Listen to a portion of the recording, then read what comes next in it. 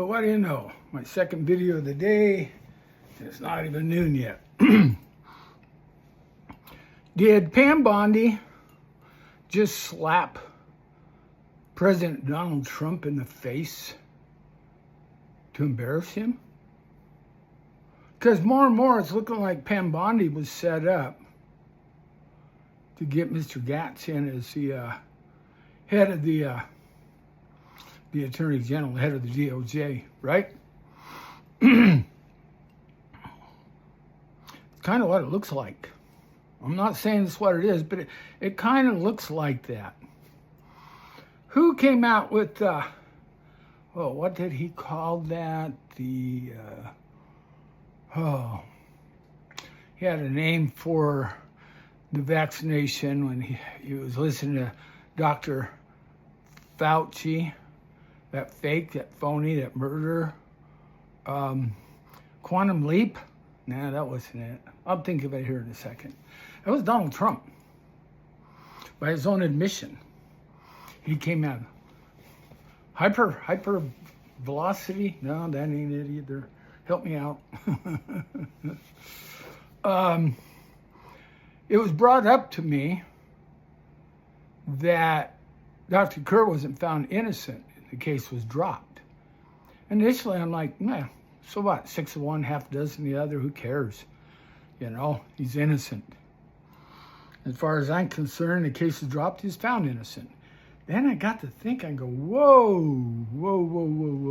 There's two things there. One is Pam Bondi, who had the case dismissed. And she knows, without any shadow of a doubt, that Trump was the one that started the vaccination. Did you all see that news brief at the White House where Trump cut her off? That was embarrassing. That was very shameful. You know who he reminded me of? Hillary Clinton. What matter does it make now that all those guys are killed in Benghazi? Remember that? Trump's like, what does it matter now? You still talking about Epstein? How many years are you going to talk about it? That's what it reminded me of. Real diversion there. Anyhow, Pam Bondi had to be, I bet she could have crawled under the door. She had to be so embarrassed. She handled it well. But I've been in not that extent of circumstance, but somewhat similar to that. And it's embarrassing, especially on national TV. Oh my gosh. On national TV, you get slapped in the face like that. Well, hey, you know what? I think she just slapped Trump in the face. Okay? Dismissing that case against Dr. Kerr, who broke the federal law, if you want to call it that. I call it bullshit. Who went at that time against the establishment and basically went against Trump, who started this vaccination. And he went on national news saying how great it was and how it helped him and all this stuff, which I guarantee you he didn't get that. He probably got ivermectin or hydroxychloroquine. Well, he didn't get that.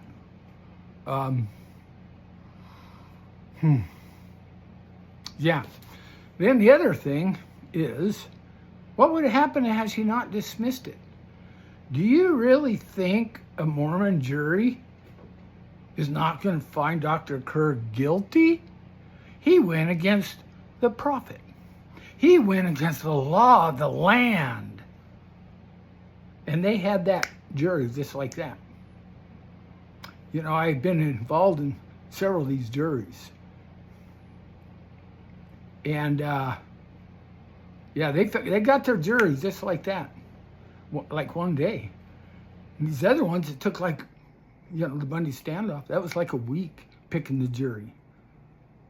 It was like a week picking the jury up there in Portland, Oregon, that federal lawsuit against trying to convict the Bundys.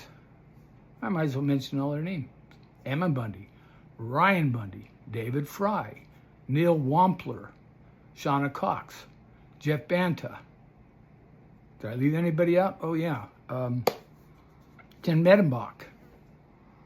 Okay, it took a week to pick that jury. How come it happened in one day in the state of Utah? I can imagine the questions they were asking them. Do you believe in the law of the land? 12th article of faith. Do you believe that our religious leaders lead us correctly? That one probably wasn't in there. But I know how Mormons are, especially those up in northern Utah. Thank God Pam Bondi dropped the charges, because I promise you, I know, I guarantee you, those anal retentive Mormons on the jury would have convicted Dr. Kerr. Guarantee it. And I hope Pam Bondi slapped Donald Trump right in the face, because he's the one that brought out the vaccination originally. Over and out.